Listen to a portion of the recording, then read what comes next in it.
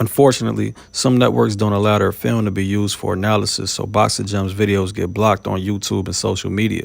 So when they block the videos, you can catch them exclusive in Boxing Gems' new channel membership or on Patreon along with all the other content. Become a channel member by clicking the join button or become a patron and don't miss a thing from Boxing Gems. Patreon link in the description. Peace.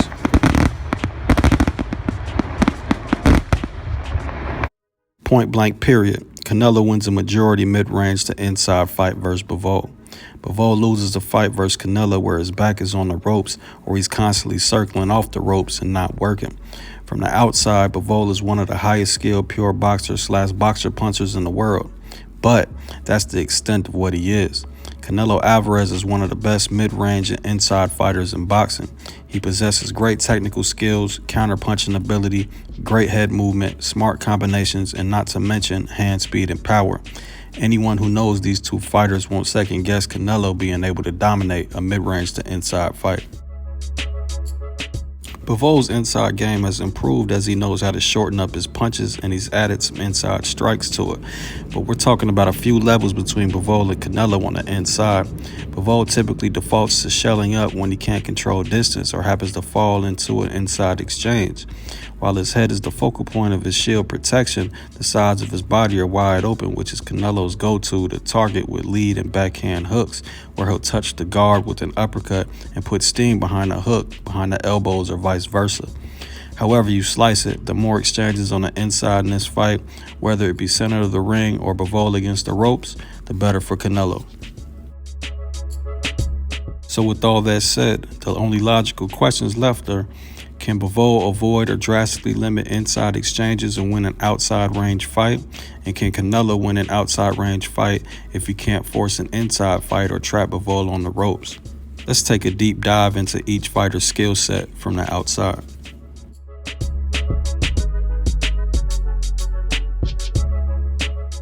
Any outside range fight has to depend heavily on the jab. Canelo has a very stiff, quick jab that he throws with the traditional half step, occasionally the double step jab, and he also likes to use false steps, which is a jab off the back foot hidden by a front foot step with no weight on it, which changes a nonchalant rhythm into a quick strike breaking rhythm.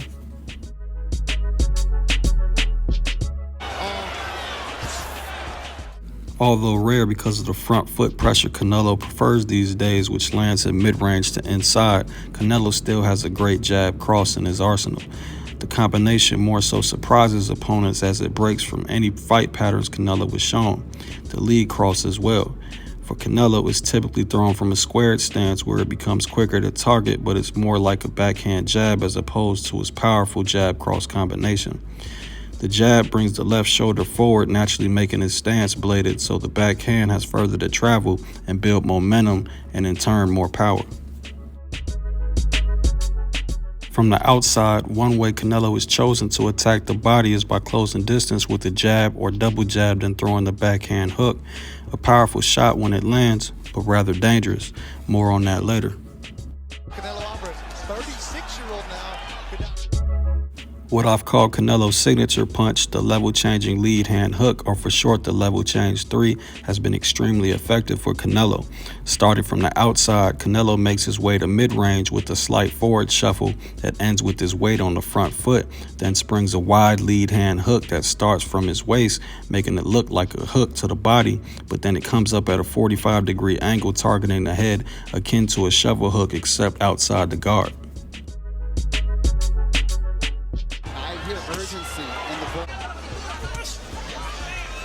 Just frees the wrist goes and the left up. A Team Canelo / Reynoso staple, when Canelo's in the high guard, it can always be considered a high guard trap. From the outside, Canelo's intentions are to signify a your turn type of illusion to his opponents by throwing up the shields for the high guard and entice him to throw a jab, which is how most fighters initiate offense. When the jab is thrown, Canelo will either block and counter or slip counter, targeting the openings left by the thrown punch. They're doing it. Exactly. They are trading head By Canelo nicely. Ever since and he's just making him work. Good left up. make you think that in the back of his mind. All the time. Jabbed his way in and then just got in close. This is a Kovalev round, and Another rare but powerful punch in Canelo's outside game arsenal is the overhand. If Team Canelo studied film, they might find themselves successful with this one punch alone. He knows what you do when you do it. Canelo clearly likes to take advantage of poorly timed and predictable backhand hooks with pull counters. Throwing a blinding jab at the high guard, then a backhand hook is common occurrence at the highest levels, and clearly Canelo has the experience to evade the vulnerable position and turn the tables on his opponents. These are the shots he wants to do. Wild swing and a miss. Canelo may have boxing's best upper torso movement, especially when he wants to be a showman, which is combined with subtle evasive footwork and a great active high guard. The active high guard moves to deflect specific punches as opposed to a stationary, inactive high guard.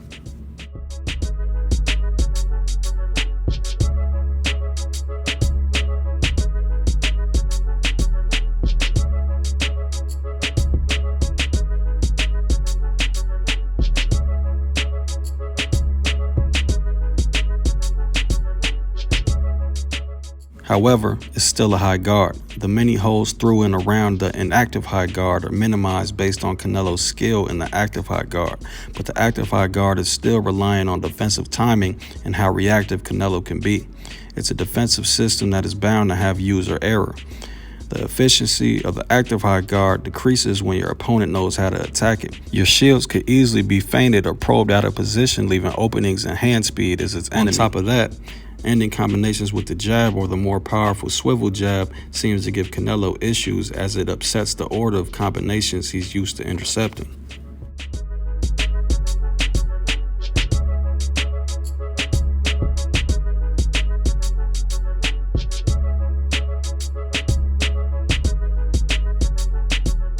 Cobbler's corner outside and try and push. It's a signature Cobbler shot. Another work here. You know, he's nice and tight. Canelo is a relatively flat-footed fighter regardless, so he jabs literally flat-footed, which in turn means he doesn't recover the weight off his front foot quickly. Canelo gets stuck on the front foot at mid-range, which makes him more susceptible to being countered. Dude, I'm trying to see what Canelo is the same thing. I'm telling 4 rounds to go.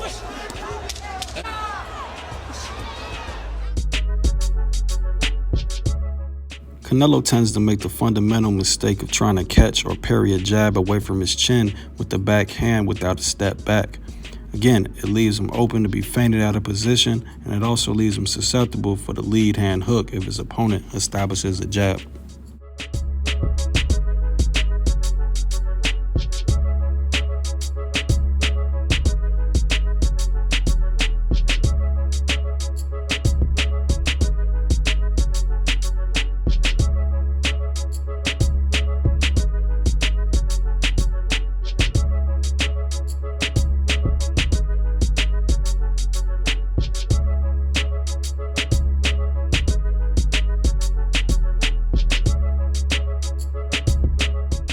Canelo's wide counter hooks, uppercuts, and that backhand hook to the body I pointed out earlier are all beautiful and often devastating when they land. But understand that every wide hook, uppercut, or outside body shot Canelo throws comes with a major risk involved. They all leave Canelo wide open with his chin often in the air to be countered.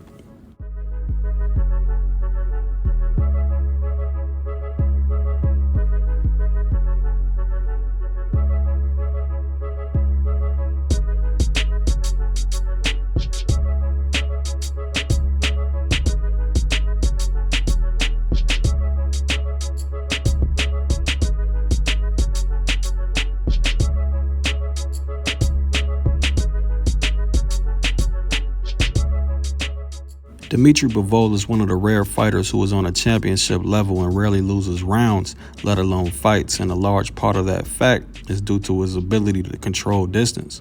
For an interesting comparison, Sergey Kovalev is the lone light heavyweight opponent Canelo has had. Coincidentally, Kovalev is also listed at the same height and has the same reach as Bivol.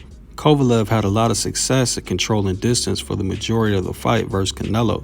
He used an active lead hand, reverse steps and shuffles, controlled Canelo at times, clinched when necessary, but as expected by some knowledgeable fans, after having a tough war with Anthony Yarde and then being back in the ring versus Canelo 2 months later, by the 11th round, Kovalev didn't seem to have his legs completely under him and looked gassed. He started defaulting to shelling up in front of Canelo instead of controlling distance, and he got caught and knocked out. Which is flow. Oh, well, he's caught him with the left hand and his back. Fans and judges had the fight virtually even up to that point, which might be saying something considering it's Canelo and you already know. The main reason for me pointing out the Kovalev fight is because Kovalev doesn't control distance as well as Bivol. He doesn't have a better jab or lead hand than Bivol. Bivol has quicker hands and feet and most would say better footwork. Bivol has better balance and overall defense. Bivol has a better gas tank and has never been hurt to the body like Kovalev has. Bivol has the balance and fast footwork that is based in strictly an outside range of pure boxer's skill set. For light heavyweight, his footwork and foot speed are unmatched, which should make it more difficult for Canelo to close distance, walk down, cut off the ring, and corner Bivol than it was with his former relative competition.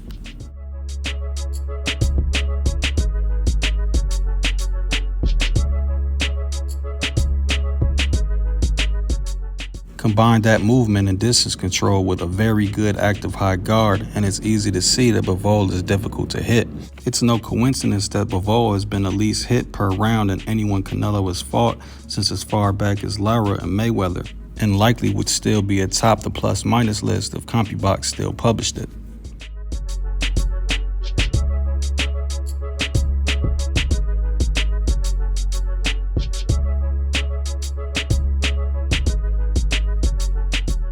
Bivol's lead hand is one of the best in boxing. He ranges from a volume jab to a well-timed jab, from a stiff, quick, powerful jab to a probing, feinting, pawing jab to set up power, from headshot to a stabbing blow to the solar plexus, from working behind the jab to an effective, accurate counter jab. The lead hand is the foundation of Bivol's offense and critical when controlling distance for defense. It's an all-around elite lead hand.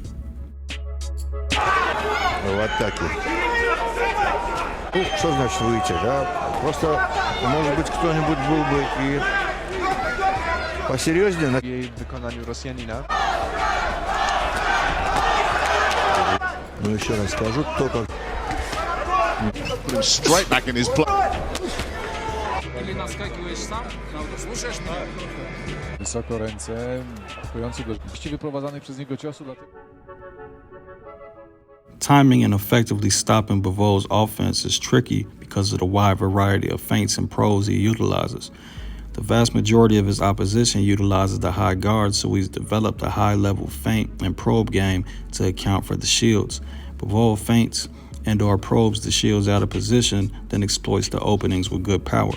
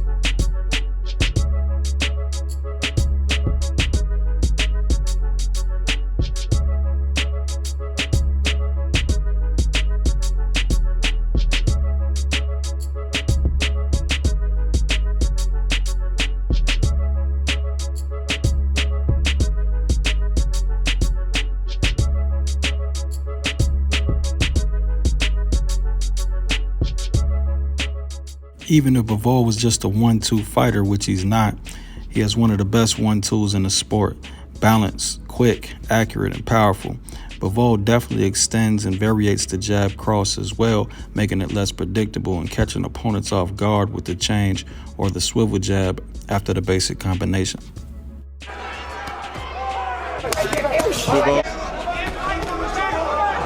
that one shot, and it's going to be against this unbeaten. Z innymi gościem w naszym studiu. Down. It's actually a positive way. Oh, lovely. Это примерно то же самое, что как He's got a good jaw. He's got. You know, Sergey.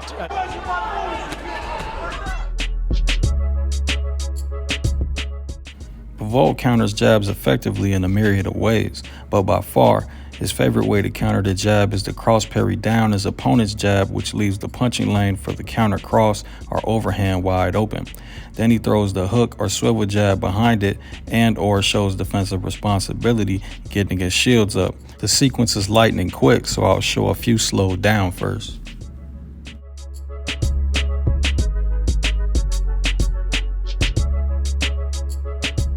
Right hand. I don't know who number one is in the 175-pound division, but there's no. W tej rundzie, ale to były te... Ależ trafił teraz pięknie! Counter with a big shot. That's what makes. The champion from Bivol. Again, the flash. Enough. Przepraszam, Dmitry Bivol, Lenin... Bivol is.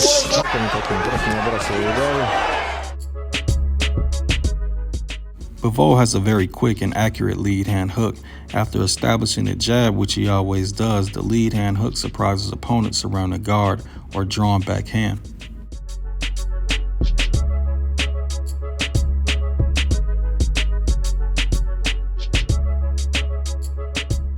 Bivol will also counter his opponent's hooks with the lead hand hook off a bob.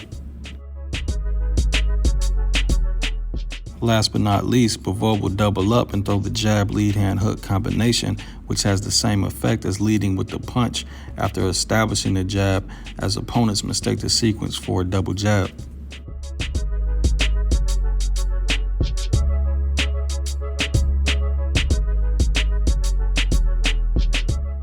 Bivol's normal stance features an anchored back leg, which acts like a permanent springboard step, and like the highest skilled pure boxers, he often jabs to the ball of his feet to get his weight off the front foot quicker and spring back to the back foot to evade. Acting as a springboard, the anchored leg then allows what are essentially quick step back counters that he utilizes when his opponents lunge.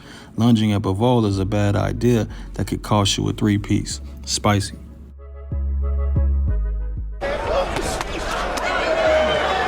Отмечают в углу Алибидуриев, известный российский тренер, что стал... Не всегда предпочитают.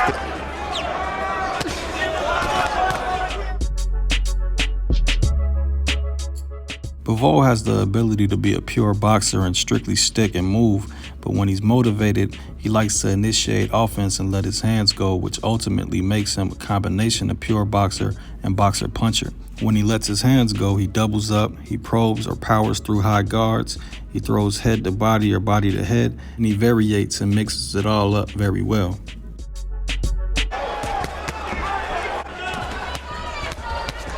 Посмотреть. И вот карьеру. Не лук, потом Лара поставил. И вот так вот. Сил Дмитрия осталось. Он чуть-чуть отдохнул в предыдущем раунде. Tym, który tutaj buduje akcję. Win rounds. Be responsible. W 2009 roku zdobył brązowy medal na mistrzostwach wyprowadzane przez Bivola. O, właśnie. Wyglądało to starcie jak te, które oglądaliśmy do tej pory, no to trzeba będzie powiedzieć, że walka, która... Especially relative in this fight with Canelo. Until in-fight adjustments are made, Bivol is a sucker for overhands. Sometimes Bivol doesn't react to his opponent's level changes, and a wide outside overhand involves a slight level change, like the target is downstairs while the following backhand follows your momentum and aims for the head. Bivol will even jab or hook the level change, leaving a clear lane for the overhand to connect. Canelo, being a shorter fighter, already has Bivol punching down, so the level change really isn't necessary, making the punch that much harder to predict and defend. Even with the active high guard and great footwork to control distance, it's still a high guard. Bivol limits some issues, but still shares some issues with every other fighter that utilizes the high guard. Controlling distance from the outside deters opponents from targeting the body, but anytime Bivol is trapped, stationary, or out of position after attacking when utilizing a high guard, the body is wide open for Canelo. Bivol utilizes all kinds of different setups for the jab, including some like the false step that make him jab flat-footed. If you can catch him using jabs in this manner within his variation, you can time the jab and counter. When Bivol lets his hands go and throws 3, 4, 5, 6, or 7 punch combinations, that's 3 to 7 openings somewhere. Every punch leaves an opening, and the longer the combination, the more likely it'll be countered. Bivol is one of the highest skilled pure boxers / boxer punchers in the world, but that's all he is. Is that a plus or a minus when facing Canelo?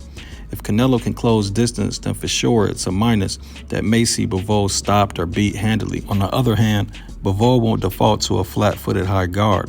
Bivol won't default to a flat-footed Philly shell-like plant. It's unlikely that Bivol will attempt to go blow for blow mid-range and inside like Triple G. Being a high-level pure boxer, but relatively limited to that style, means Bivol should know the assignment versus Canelo. Control distance, which he's great at, and control real estate by staying off the ropes and towards the center of the ring. From that perspective, that would make Bivol's limitations a plus versus pound-for-pound opponent. The questions were, can Bivol avoid or limit an inside fight and win a fight from the outside? And if Canelo can't make it a mid-range to inside fight, can he win a fight from long range? I laid out the evidence, so what y'all think? Either way it goes, I can't wait to see it. I doubt this happens, but I hope world politics doesn't fuck it up. If American pro boxers couldn't fight every time America invaded or occupied another country, then we wouldn't have American pro fighters. Let's not be hypocrites. Once again, thanks for watching. Smash the like button and subscribe if you're not subscribed. Peace.